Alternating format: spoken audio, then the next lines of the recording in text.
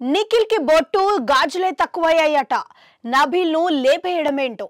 12 wild card ఎంట్రీలు ఉండబోతున్నాయని bomb పేల్చిన big boss వాటిని వీలైనంత వరకు తగ్గించవచ్చని బంపర్ ఆఫర్ ఇచ్చాడు.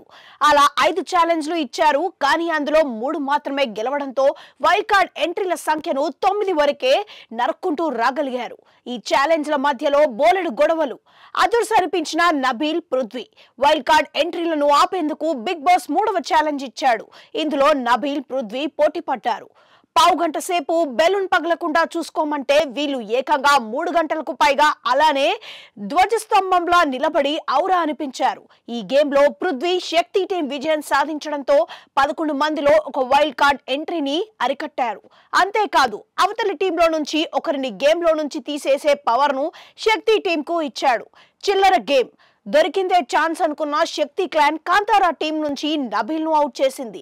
బాగా ఆడే వ్యక్తిని ఎలా గేమ్ లో నుంచి తీసేస్తారని కాంతారా టీం ఉడికిపోయింది. చిల్లర గేమ్ ఆడుతున్నారని ప్రేరణ మండిపడింది. సీత అయితే వైల్డ్ కార్డ్ ఎంట్రీలను కలిసి ఆపుదామనుకున్నాక మళ్ళీ నీ టీం కోసం స్వార్థంగా ఆలోచించావని నిఖిల్ ను తప్పుపట్టింది. విష్ణుప్రియ అయితే నిఖిల్ చేతికి గాజులు, నుదుటిన బొట్టు బిల్ల ఒక్కటే తక్కువైంది. అలా అని ఆడవాళ్లను తక్కువ చేయట్లేదు అంటూనే నిఖిల్ మీద సెటైర్లు వేసింది. బలవంతమైన త్యాగం.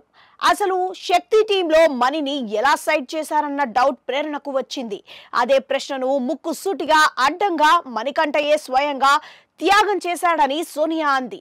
అందుకు మణి అది నిజం కాదంటూ అక్కడి నుంచి వెళ్లిపోయాడు. దీంతో శక్తి టీం బిక్కముఖం వేసింది. మన టీంలోని ముగ్గురు నేను సైడ్ అవ్వాలని కోరుకున్నారు. అందుకే నేను కూడా పక్కకు తప్పుకున్నాననే తప్ప నా అంతట నేను త్యాగం చేయాలనుకోలేదని మణి క్లారిటీ ఇచ్చాడు.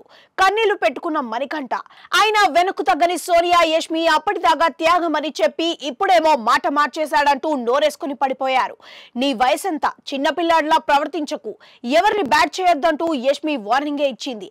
దీంతో ఎమోషనల్ అయిన మణి తప్పంతా నాదే, ఇక మీదట నోరు మూసుకొని కూర్చుంటాను అంటూ ఎమోషనల్ అయ్యాడు. వీళ్ళ అరుపులతో పసిపిల్లాడలా భయపడిపోయిన మణికంఠ మాట్లాడాలంటేనే భయపడేస్తుందంటూ ఏడ్చేశాడు.